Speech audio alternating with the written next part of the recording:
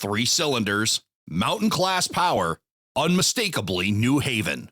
Broadway Limited Imports proudly presents the all-new HO scale brass hybrid New Haven R3A Mountain.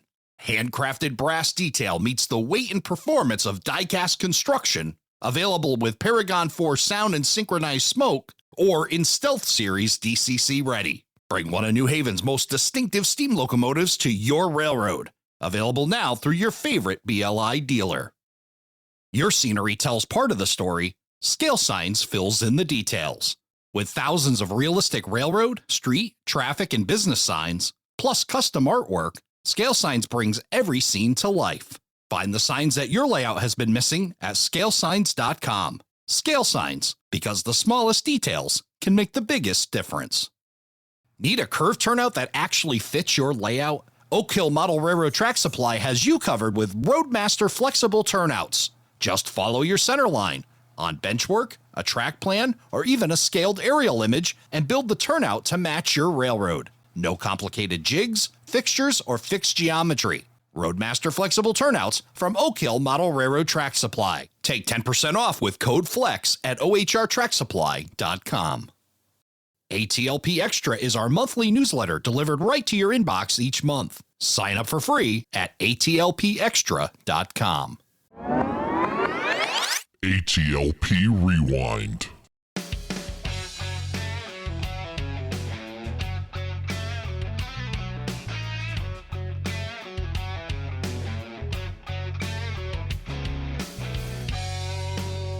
Hello, everybody, and welcome to Around the Layout, where model railroaders come to tell their story.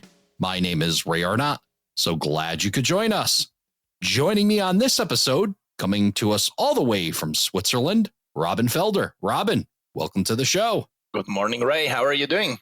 Good morning. It's good morning there. Good evening here. We're bridging that big time gap between Switzerland and the East Coast of the United States to talk about model railroading and all the exciting stuff that you're doing and some really amazing weathering, modeling. You have a switching layout. We're going to try to cover all of that in the hour that we get together. I'm going to just dive right in. And I got to ask the question that I start to think when I look around the globe and I see these type things. How the heck did you start modeling a North American railroad from Switzerland? What got you into that? Well, I think that's a question I had to think about myself before, because I'm not sure at which point the origins started of that. So railroading as a whole started for me at the age of about 5 or 6, I guess, with some of these small wooden trains called Brio. I'm not sure if they are well known in the US. So it's a small company that makes wooden trains, which is really just for small kids. And then later on, at the age of 9, my dad bought me my first train set from a company from Germany called Märklin. I think you heard that one before, I guess. Yep, we sure have, yeah. And it all started with a small little 4-axle steam locomotive and a small little wooden table, which I had in my room, which is about 2.5 meters by 1.25. I think that comes down to 8.2 feet by 4.1. Yeah, that's about our sheet of plywood. Yeah. Yep. Yeah, exactly. It just was a plain sheet of plywood. I had some of the Matchbox vehicles from my early childhood on them, and some trains. I think I had a total of 3 locomotives. And then I had much fun with that. I had a small little pen, which I used to paint down the roads and all that, and buildings from Lego and all that. And then later on, at the age of 12, my family moved to Switzerland, because before that we lived in Hungary, which is east of Switzerland. And at the age of 12, my parents decided to move all the way back. And then I started at school in Switzerland, and trains weren't that interesting anymore. And I think at the age of 19, I really came back to the hobby. That was when I joined military in Switzerland. We have a mandatory military service over here. And between the age of 12 and 19, there were other interests like cars and all that. And at the age of 19, I finally started to do some research online again. And somehow, I'm not even sure how, I think it was a mixture of Google and YouTube. I stumbled across a company called Authorn, which I didn't hear much before. But then I found the website online, and then my interest started in North American trains, because I think at the age of 10, a friend of mine gave me a computer game called Train Simulator 2004. Okay. Maybe you are Yep. familiar with that one. And there was a BNSF-9 you could drive. And it's all of a sudden it became my favorite paint scheme, and I had much interest in American trains. And also in the Märklin had a catalog similar like the Walters all-year catalog. And in that, they announced the Big Boy steam locomotive, which of course, for compared to European locomotives, it was huge by size. And I saw all the pictures of that locomotive and all the Union Pacific freight cars, and all of a sudden I was a huge fan and much more interested in American trains than in the Europeans one. It was that different landscape, different sizes, different paints, the different railroads, and all the other stuff from Märklin I had right at my home, because all around here it's all about trains, but it's the ones that you have just before your house. And the American things started to look more interesting to me, especially with the landscape and all that. So it's difficult to narrow it down to one point where it all started with the American trains. But if I had to choose a date, I think it's about 2006-ish, where it started with the Train Simulator computer game, because that was the moment I first saw the BNSF paint scheme and the -9s. I think it started there, and later on, when I found the website of Author and also Walters, of course. Yeah, so you started to see the immense size of American railroading, and that seemed to appeal to you. So when you saw the Athearn and Walters catalog and started to see this, I mean, was this stuff that you were also able to get your hands on, or was it just kind of catalog dreaming?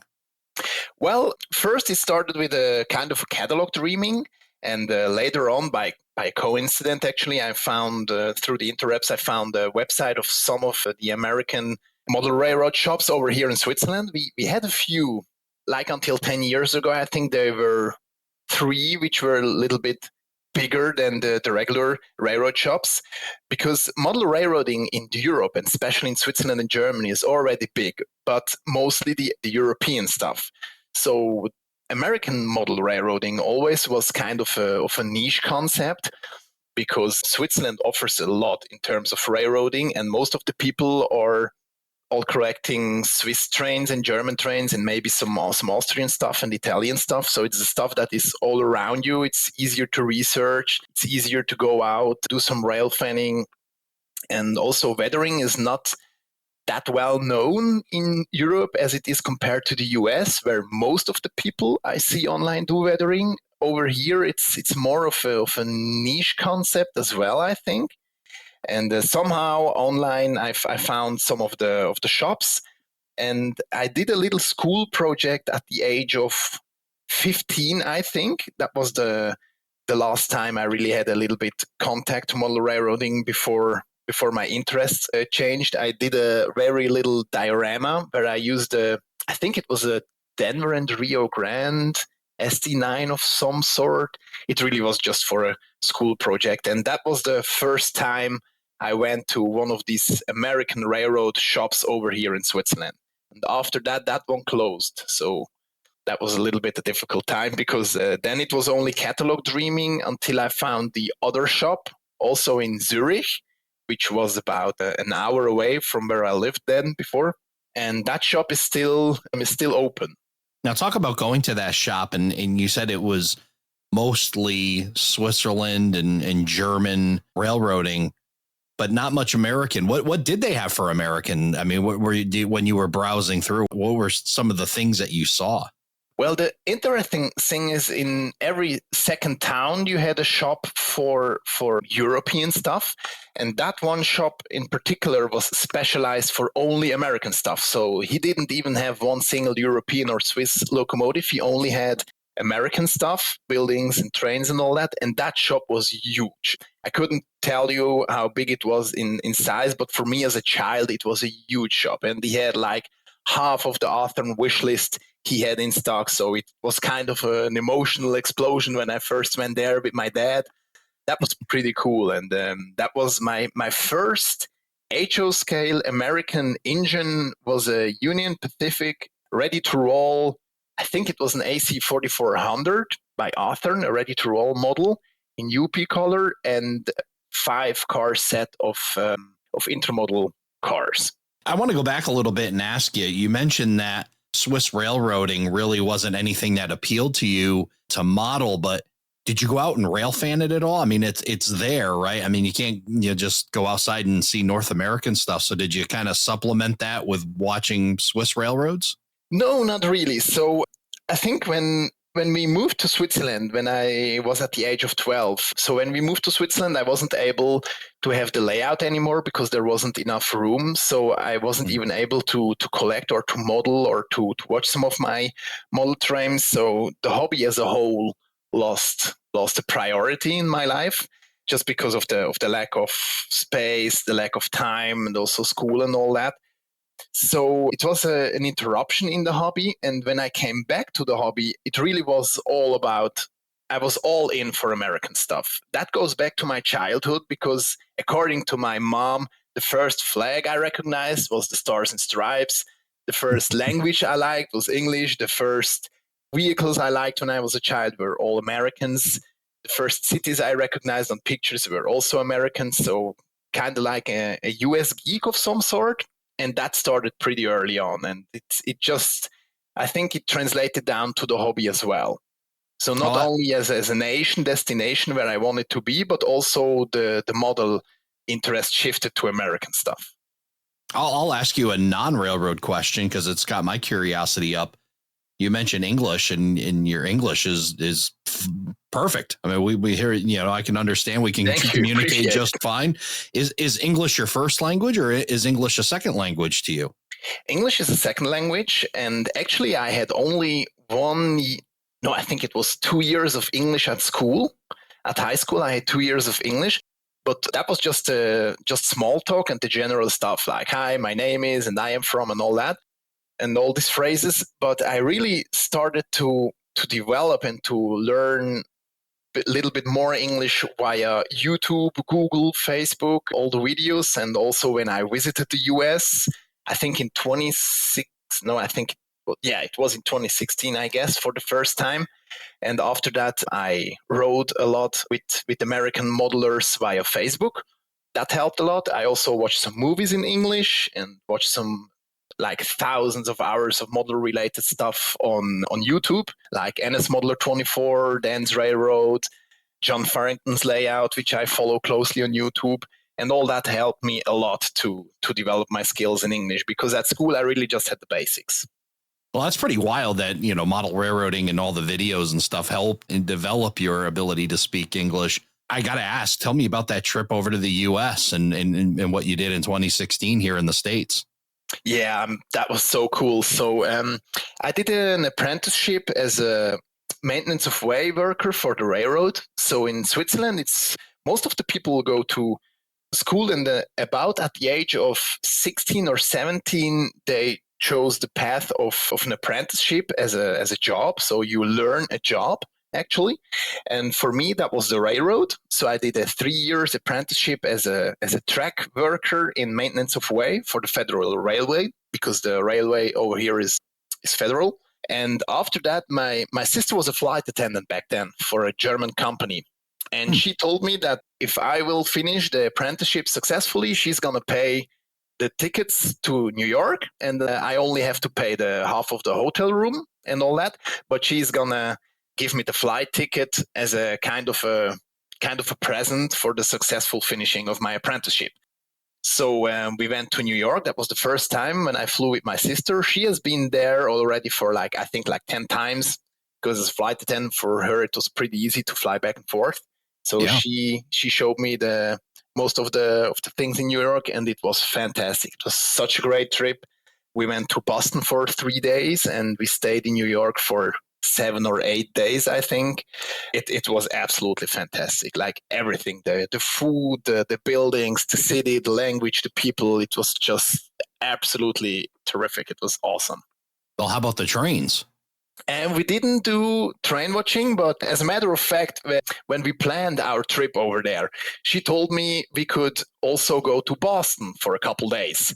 And I told her we are only going to Boston if we are riding the Acela, because I remembered from Train Simulator, there was a high-speed train Yeah, connecting New York with Boston, and I think also Washington, if I'm correct, and maybe that's Philly. correct. Yep. So I told her, I'm going to pay the tickets for the train, but we are not flying both ways. I want to go by train. So the only thing trains related stuff was, well, the subway system, of course, and our train trip with the Acela to Boston, which was pretty cool. That was pretty cool. Yeah, for sure. I mean, you got to ride on a pretty historic line, former New Haven territory, former Pennsylvania territory, and got to see all that, former New York Central territory. So you got to see some pretty historic railroad, and then ride on the infamous Acela and get to see between New York and Boston. And those freight trains were very close. You were very close to them. It was a great experience. However, I wasn't able to see any freight trains. We didn't do rail finning. I had other priorities back then, and also I didn't want to bore her because she's not really into trains. So we decided just to do a city trip, and I hope that I will be able to come to the US again later on to do some rail finning somewhere down the road. Well, I sure hope you do get that opportunity, and I think a lot of listeners can also relate to that about taking trips, and you either bring a spouse or a significant other or other people, friends that aren't into rail fanning. And then it's always like a pull, like, can I go watch this for a while? And if they're not into it, it is tougher to try to pull away. And I'm sure it was the same situation there, like you mentioned with your sister. So tell me how you get back out from the US back to Switzerland. You said you had some mandatory military service that you had to go through, but you were in that time doing research and learning more about American railroading. Tell me some of the other things that you learned that started to really pique your interest. Sure. So I was about at the age of 19 when I finished the apprenticeship as a track worker. Then I had to go to the military. I was infantry school, and I volunteered to become is it warrant officer, like the rank of sergeant? Okay. I was a second in command as a platoon leader. And so that was a total of 430 days of military service. And I had some time there to waste when we had to guard the base and all that. And somehow through the internet, I couldn't tell you how or why, I started to do some researching again, like Walter's website, author, new models. And it was about the time when the first GVOs appeared. And I remember the Dash 9 from the train simulator we talked earlier about. So the first GVOs came, pictures of nice UP stuff, NS stuff. I hadn't the knowledge that I do have now, so I didn't really know what is BNSF, what is UP, what is NS, what is East Coast and West Coast differences. So I started slowly to learn about the which tracks go where, which companies have their bases at which state and all that. Yeah, so somehow slowly I came back to the hobby, and then with YouTube was a huge help. I think most of my knowledge in terms of rail specific, like NS related informations, most of the things I think I found on YouTube and Facebook. And I'm not sure, I think NS Modeler 24 was one of the first YouTube channels I subscribed and started to watch his videos, and he is all into NS, as you know, so started to research more about NS, more about GVOs, East and West Coast differences, and slowly started to learn more and more and more. And I think about that time, it became clear for me that I'm going to focus mostly on NS, because before it was all about UP. But that was because of the Märklin catalog, because they had like, I think 1 or 2 Santa Fe steam locomotives and maybe 5 to 8 UP engines. So I only knew about Santa Fe and UP. And after that, I learned about NS. And once I have seen the first GVO in the horsehead paint scheme, man, I was hooked. So that was when I started with my interest in Norfolk Southern. My interest in Norfolk Southern has also peaked lately, and I don't know if it's an influence of Joe Mame or that it's just it's something different. Have you pinpointed what it is exactly about NS that attracts you to it? I think if I would have to answer you right now, I think it's the paint scheme. It's just simply cool. It's so awesome. It's so different. And we don't have any black engines over here in Switzerland. There are not a lot of American railroad companies that use all black engines. Of course, there are some. And also, I like the CN paint scheme. I think it's a fairly good looking paint scheme. But man, when I have seen that first Givo with the horse head logo, it was done. I knew it's gonna be NS, and I think it's just the thoroughbred and the horse head logo. For me, it's just that. It's so cool. Yeah, I think that for me, it's kind of that same thing, right? That black, that aggressive look to it, I guess. The being all black, and and of course, I love the fact that even though it's the white NS on the side, the horse head, but I always love seeing them a little bit weathered and seeing just a little bit of dirt on that NS, just that rugged, aggressive, mean, and an amazing history too. And have you started to really dig into the history of NS? Is that something that you've studied? Yes, I did. I started with it, but not way too much into detail. So most of the things I think I learned via Josh Clark's channel, NS Modeler 24, because he did a lot of videos where he explains exactly which location he is modeling and also the history of it, which I like. And of course, later on, when some companies like, not sure who was the first one, maybe it was Intermountain, and I have seen the first heritage paint schemes. I was like, okay, well, what is Pansy? What is Georgia and Savannah and all that? So I started to do some research about those former companies from the old times. Of course, Pansy, I knew about Pansy, but also the NYC and Penn Central and all that. And it slowly became, I think I have some basic knowledges about NS, but still not the level that I would like to know. And maybe if I go to the US, so I plan a train-specific trip. So a more train-related trip to the US, hopefully next year, maybe the year after, because my second trip to the US was to the West Coast with my former girlfriend. So that was also not much train related. We really just did some cities like LA, San Diego, and Frisco. So I think I gained some basic knowledge about NS, but not the amount of history that I would like to know and learn. So yeah. Okay, so you're coming to the U.S. Where are we? Because I'm going to say we. Because where are we going, Robin? Where are we going to go see some NS? What are some of the places that you would like to go see where NS operates? Well, I would love to start with Josh Clark's layout. We talked about that actually. So he and I spoke via Facebook, and he was all in for a visit. I think I would start with him and then go on from there. It's difficult to say where I would like to start because there are so many places that I think Horseshoe Curve. Oh yeah, what could go wrong with start at Horseshoe Curve, right, and then slowly working from there. So Horseshoe Curve, Altoona. And then, of course, the Juniana shops and being able to check those out. Yeah, you've already got a great place picked out. There's so many other really cool spots that NS operates. But when you get over here, we're going to hook up. We're going to go see some spots. But yeah, that would be great. So talk about modeling the NS. You've been inspired. You've got this, this desire to and a love for the paint scheme and learning more about it. Talk about your start of modeling the NS and acquiring Norfolk Southern power. The problem all started with the fact that I don't really have the space for layout. So when I was a child, I was always dreaming about this huge railroad space, like a hall full of trains. And it slowly became clear that ain't gonna happen over here in Switzerland because the house market is a little bit difficult. Switzerland is a very small country. The houses are small, the apartments are small, so a change was needed in my way of thinking about modeling. So somehow via the internet as well, I slowly learned about shelf layout modeling, which I didn't know anything about before. But then I found all these books by Tom Klimovsky and Milan Smintime, of course. Yeah, so these two guys. So I started to learn about shelf layouts and modular layout building. And that was the time when I met some guys over here in Switzerland who had the same problem, and they were also American modelers. So one of them is a big CP fan. The other one is also East Coast like me. So he is about 50-50 CSX and NS. And I started to chat with those guys.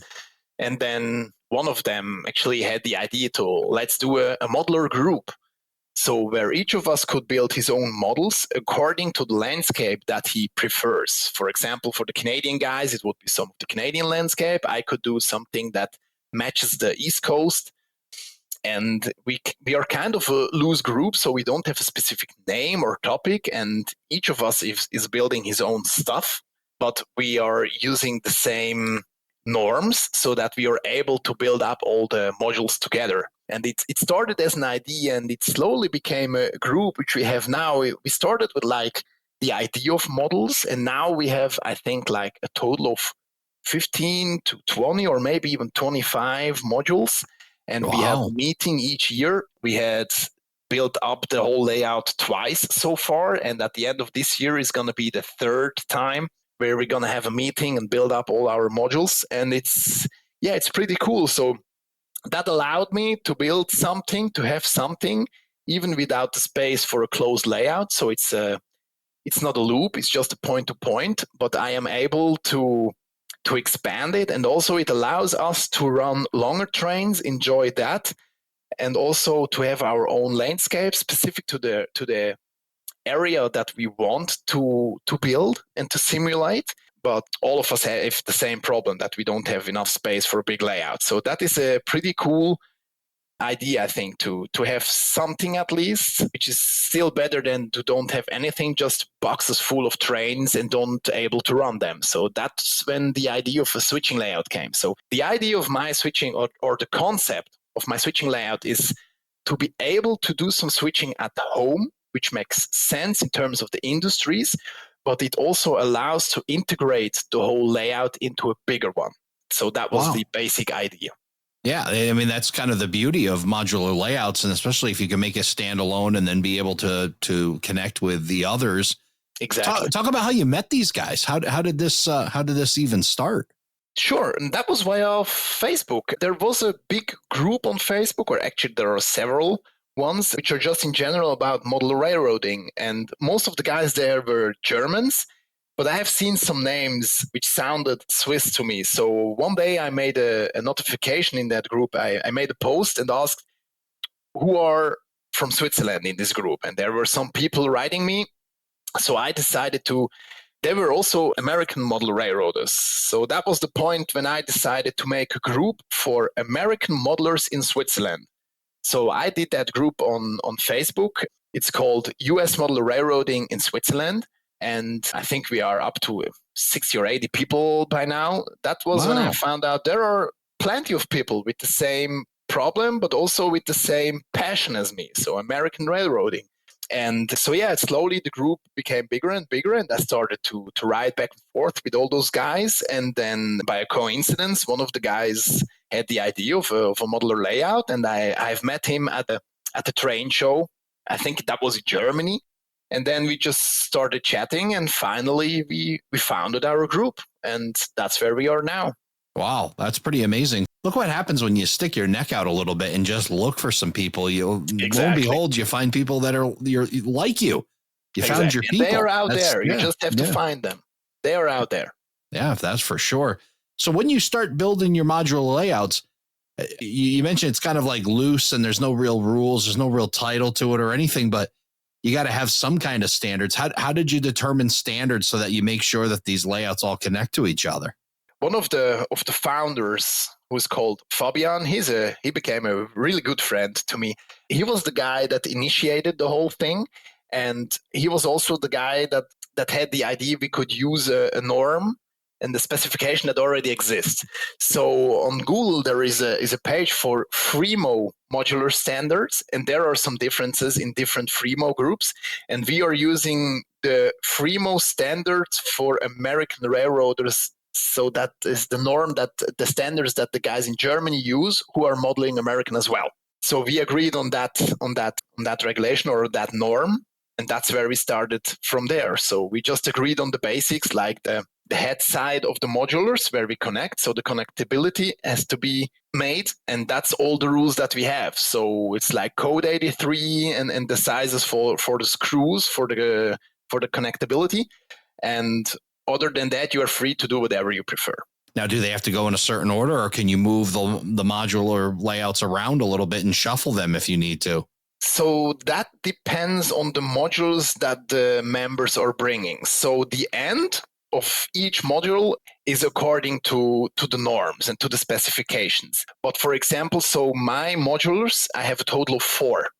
And just the 2 ends of the 4 modules allow to be moved back and forth because I have the specifications that allows to connect to others. But in between my 4 modules, you can separate them because I have some curves and industry tracking and all that. But the end of the whole switching layout, that is where I am able to connect to others. And there are also the group members that they have like one small module that on both ends allows to connect to others. And then there are others who built like a standalone, like I did, consisting of 4 modules or maybe 6 modules. And also that allows, again, just the 2 ends to be used and switched back and forth. But in between, some modules doesn't allow to connect to others and others do. So it depends on what are you building. So where have you been able to find space to get these modules set up? Where are you guys meeting to do this? A friend of us who is the founder of the group, who I mentioned before, Fabian, he's a volunteer firefighter, like so many others in this hobby, right? Mm-hmm. Yeah, there's a weird connection between firefighting and model railroading. Absolutely, and I wasn't able to figure out what it is about that, but he has. It's one of the world. It's one of the mysteries of the world. Yeah, absolutely. Yeah, sure. But I hopefully one day we will find out. So if you figure it out, let us all know. Yeah, for sure. Sure, I will do that. Yeah. I'm gonna make a huge post on all our That'll groups. Be breaking Facebook news here on Around the Layout podcast. Why firefighters are into railroads. But yeah, go ahead. So yeah, he's an officer. I think he's an LT in the fire department, and he has some good connections to the local departments like the school administration, the fire department, and all that. And he was able to ask the school whether we could use on Saturdays and Sundays their hall where all the children meet together when school starts, because they have plenty of room there. And so he asked them, and they agreed. And we only have to pay a really small amount of money, especially if 10 of us come to the meeting. Then it's like, not sure, maybe $20-30 per person, which is fairly reasonable price, especially in Switzerland where everything costs a lot of money. So that is a really cool opportunity we have there. And for this year, we still can use it. Hopefully for the next 10 years, that would be great. Yeah, that's pretty amazing. So how is supply for American Railroad over there? Like you mentioned that you're using Code 83 track. How difficult is it to get your hands on the stuff you need to model American? Well, it's a little bit more difficult than it was like 10-15 years ago. That was the time where we had 3 of these big shops in Switzerland. 2 of them closed down, and the only one that is still out there is actually, he only works with pre-orders because the gentleman who runs the store does it as a hobby, because he doesn't work anymore. He's just open on some Saturdays. It's easy with the possibility to ship everything to Switzerland. You just have to import all the stuff to Switzerland yourself. So you make a pre-order. People started to organize themselves, right? So when those 2 of the 3 big ones closed down the shops, that's where people started to do bigger pre-orders as groups. And that's what we do as well. So we have a community of, I think we are like 10, maybe 15 guys. And for example, if a friend of mine orders something from Otter Valley or whatever company, then he writes into the chat, "Hey guys, I'm going to ship this locomotive. Do you guys need anything else?" And then I can write down. So for example, I take 4 of the scrap gondolas from OVR. They have it in stock. I take this and this and this and this number. He adds it to his order. He ships everything to Switzerland, and then we split up the costs for the shipping and also the import tariffs. Because if you import something to Switzerland, of course, you pay taxes for it, which is fine, but it makes more sense to do a bigger order then. So it's not realistic to order one Scaletrans engine or whatever company. So it's not realistic to order one engine, ship it to Switzerland, because then you pay like $80 for the shipping. But if you order 3 or 4 locomotives, maybe you still pay only those $80. So then it's 20 per person. So yeah, we started to organize ourselves somehow. Yeah, somehow as you sticking your neck out there and getting with these folks and organizing this. So you're more than just a modular group. You guys are a model railroading group. You're a community that you've all put together thanks to the internet. I would agree to that. And also we have some meetings of course, we talk a lot about trains, but it has become a real good group of friends. So we do not only share the passion for the hobby, but we are also good friends as of by now. It started slowly and grow to a big friendly group, which we are now, and that is pretty cool. Yeah, that is really cool. And boy, you think about how you get by. Going back to, is there anybody else out there like me that models American railroads here in Switzerland? To now, you guys are like a buying group. You figured out all these things to save money, make logistics happen, find ways to work together so you have a bigger place to run your trains when you don't have the space to build your own big layout. Kudos to you, man. I mean, to reach out and make that all happen, that's excellent. And I'm sure that, that group is certainly appreciative of all this effort being put together to get this all done. Absolutely. It took some years, but it is what it is now. It's pretty cool. And also the fact that there are younger members like me, I would consider myself a younger member in this hobby. It's not only those old white-haired guys with their trains in their garage. There are young modelers as well, and they are out there. And even in a country like Switzerland, I mean, we have a total population of about 9 million people in the country. And as I said, 95% of them are modeling Swiss model trains, which is fine. There are some cool layouts as well.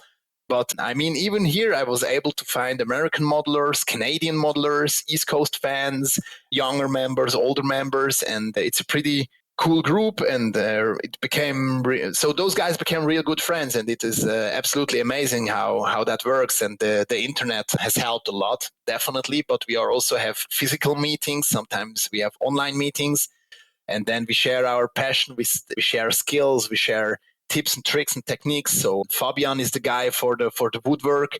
I am more the guy for the weathering, and then we have some electronic guys, and yeah, everybody brings something into the group, and that's what it is. It's pretty cool, yeah. I love to insert into any podcast where we start to talk about this. The hobby is not dying; it is evolving, and you're part of that evolution. And I think that's what happens is when people see change, they don't like it. Nobody likes change, right? And they think that it's on a downward turn, but in reality, it's an evolution. It's the things that maybe the past generations weren't interested in, but you folks are certainly interested and extremely passionate about it. And it's taking model railroading forward. And especially when you're able to connect as a community and achieve the goals the way that you're doing. And then on top of that, share all of your special techniques. Now, you mentioned weathering. That is a passion of yours in the model railroading side of things. Talk about when you started to get into weathering. I had to think about this myself because I'm not sure on which date I could narrow it down where it all started. I think it was Daniel Arnold on YouTube. He's an American modeler, and he had a YouTube channel in my very early age, in my very early years of model railroading. And somehow, by a coincidence on YouTube, I think it was the algorithm that was like, hey, here's a video about a guy vandalizing his trains. Maybe you liked it one. So I clicked on the video, and then I was like, oh my God, weathering, that is a thing. So there are techniques, there are ways to do that. I have never seen that before because, as I said earlier, it's not that common in Europe as it is in America. After that first YouTube video, I bought some pan pastels or some weathering powders and the matte coat right out of the bottle, and I started my very first project. And that was the point. I think I was about the age of 15, so it was somehow between school and military where I had the first contacts to the topic of weathering. And later, after the military, when I came back to the hobby, I was really like, okay, I need an airbrush because most of the guys are using an airbrush. So at the age of 2022, I bought my first airbrush basic set with a compressor and one of these low-value airbrush guns, and I started my first projects.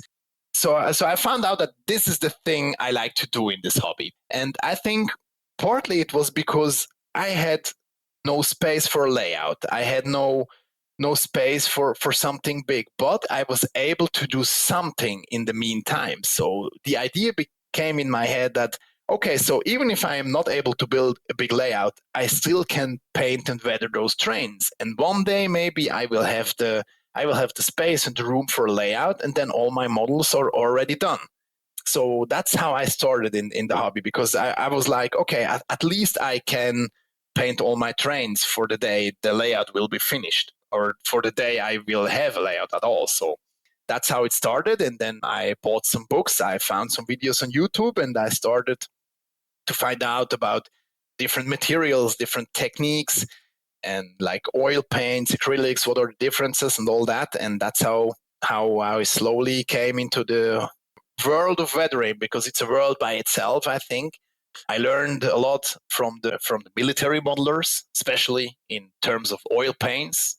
Most of my stuff I learned from military modelers, and also from John Crowdis. He's a Canadian modeler. JC's Rip Track is his YouTube account. I had hours and hours of chats between him and I, and also tons of his videos, which I learned. And then I developed some own techniques, or I took his technique and tested it out at home. And that's how it started all for me.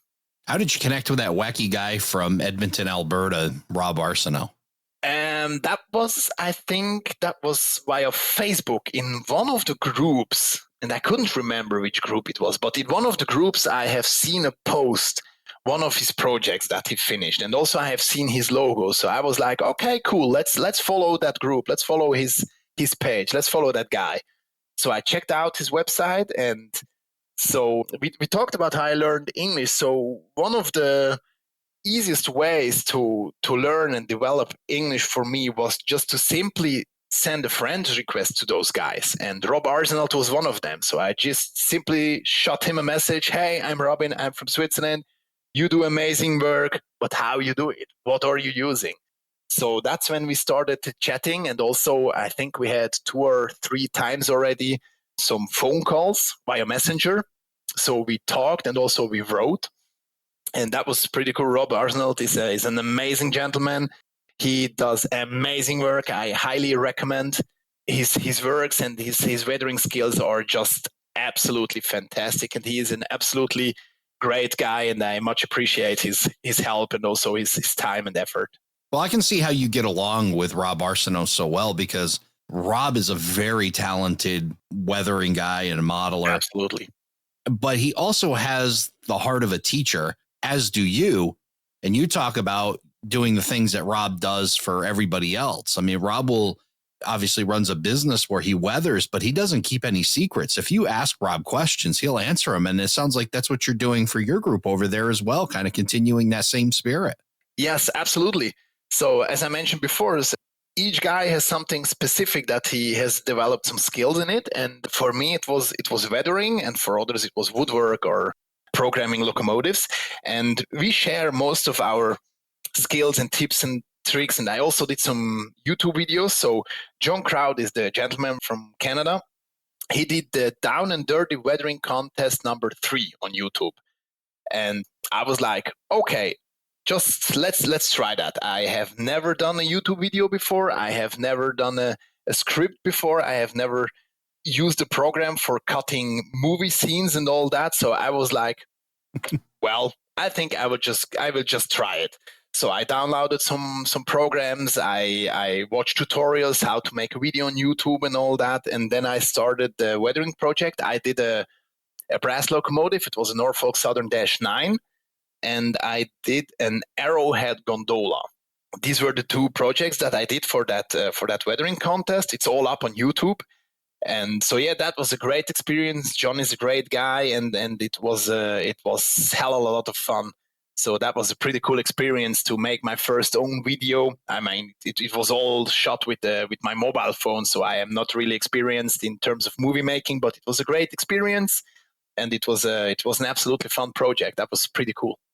Yeah, we'll definitely find those and share those links on our website, aroundthelayout.com/169.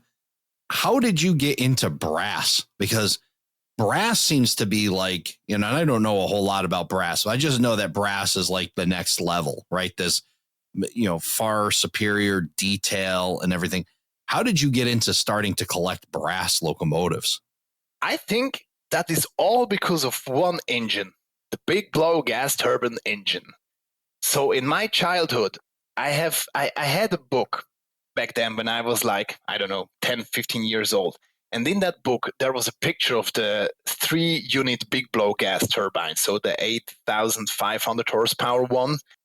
And as a child, when I have seen that picture of that engine, I was like, oh my God, if I will ever find a model of this in HO scale, I'm going to buy it, because this is the most favorite locomotive for me of all times. And I started to do some research, and there was a company, this strange company, that I have found some models of the unit on eBay for a pretty big price, called Overland models. So I was like, okay, what is Overland models? I started to do some research, and then I found out, okay, there is brass. What is brass? Okay, it's a little bit different than plastic, but why? Okay, because it's handcrafted. Okay, so that's the main difference. Interesting, cool. So I did all that research, and then one day, it was, I think, right after my military service, I went into the shop, the one that is still remaining today.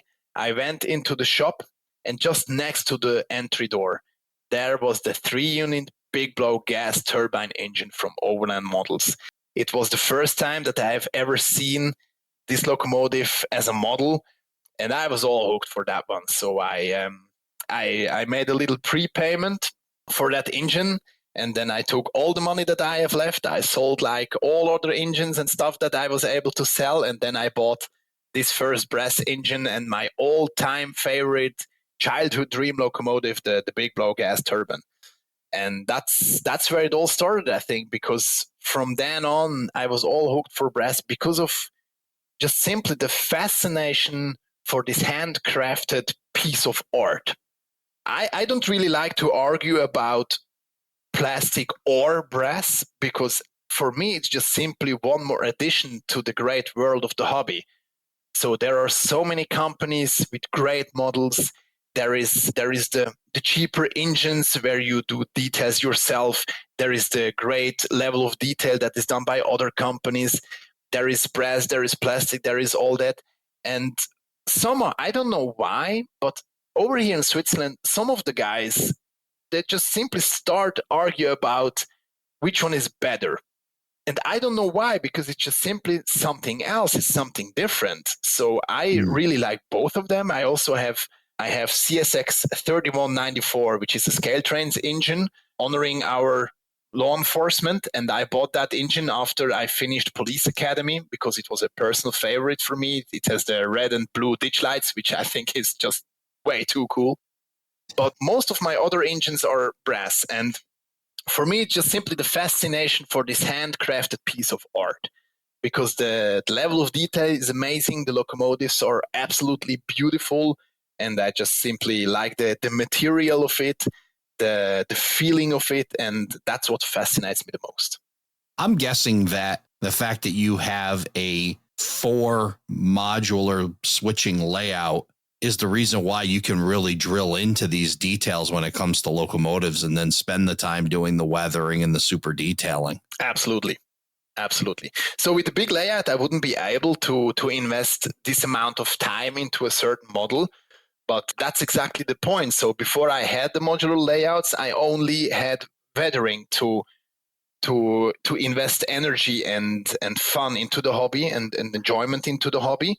And later with the switching models, which are close to finish, by now I am still able to invest a lot of time into weathering, because it's not that big layout that uses up all my free time. So yeah, it's just a great addition to the hobby, and it's a lot of fun for me. And I also do some weathering work for others, both friends and customers. And yeah, that's what fascinates me the most, I think. What is your favorite locomotive? That's a rough question.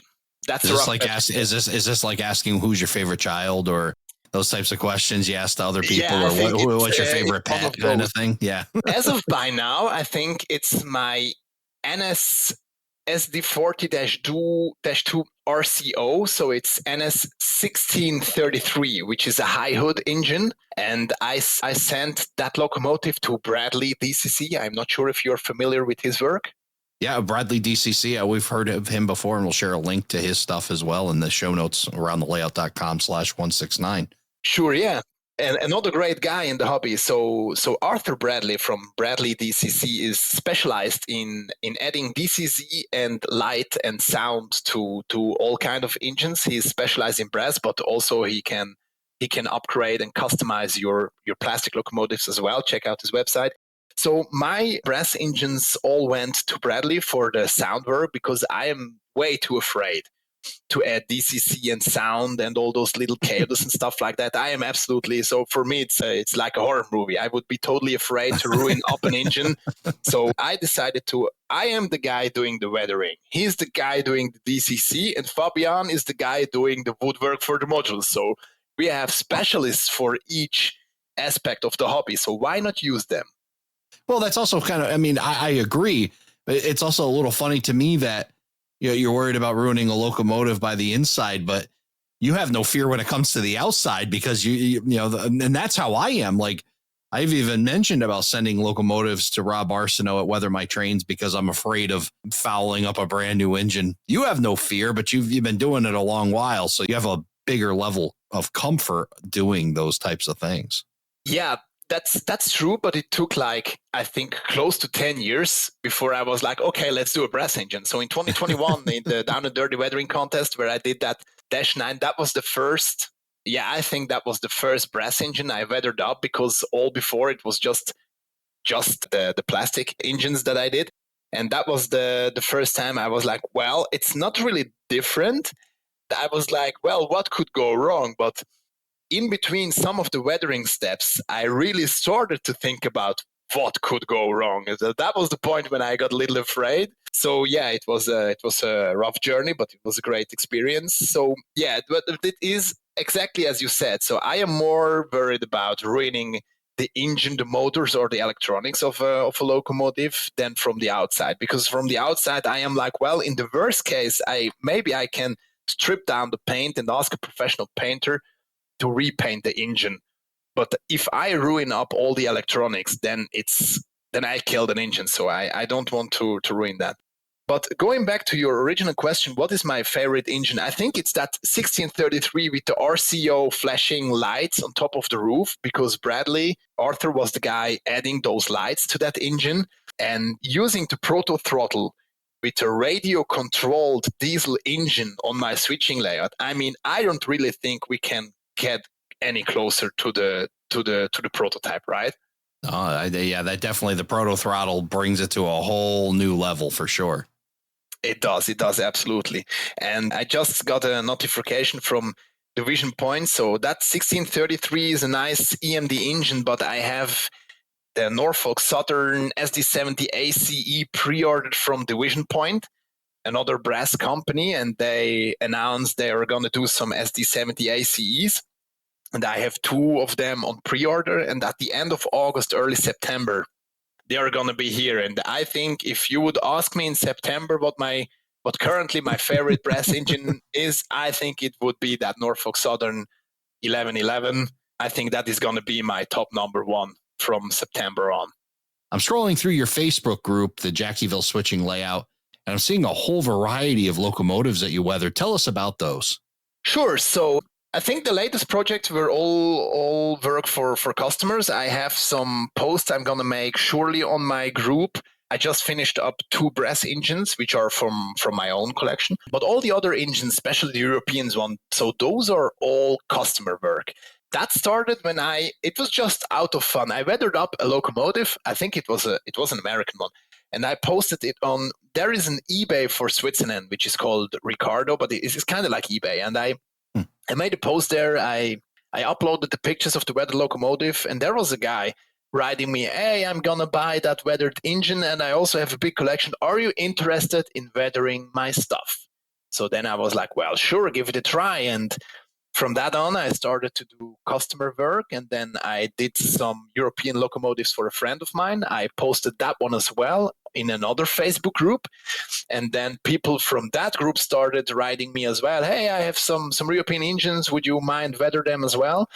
And that's how it started to grow and grow and grow. And as of by now, I have several different customers that I do work for. Some of them are close friends, some of them are customers, some of them are long-term customers. And that's where most of the posts in my group are actually customer projects, especially the European engines. I have to admit, I have one exception. So I only model contemporary North American railroading, mostly NS, but there is one exception. I have one night train from a European company, and I have a locomotive for that night train because I used to ride that night train from Zurich in Switzerland to Budapest in Hungary. After we moved from Hungary to Switzerland, I went back to my friends each year during summer vacation, and I rode on that night train. So that is the only exception in my collection, because my goal is to have mostly of my stuff concentrated in one era and for one railroad, except for locomotives, of course, because those are used by other companies as well, just like the prototype. But I don't really want to have like everything and fill up my room here even more. So most of the engines you mentioned are customer projects, and I do them for several different customers. And some of them are European modelers, some of them are American modelers.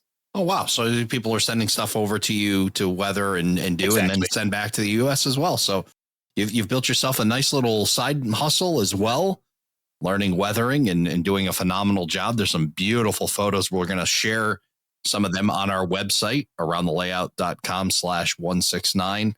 Go there and check that out. Well, Robin, I certainly appreciate you taking the time, making this all work and connecting with us here on Around the Layout. We're going to get you back on. We're going to talk more about that modular layout and maybe have a conversation about how it's operated, because I think that'll be a great topic to talk about. But until then, thanks again for stopping by. Thank you very much, Ray. It was a great opportunity. Thank you. Thank you for joining us for this episode of Around the Layout. Learn more about today's episode, check out past shows, and much more on our website, aroundthelayout.com. Show your support by becoming an operating crew member at aroundthelayout.com/crew. Follow us on social media, aroundthelayout.com/social. And send us your feedback, aroundthelayout@gmail.com. Thanks for hanging out with us around the layout.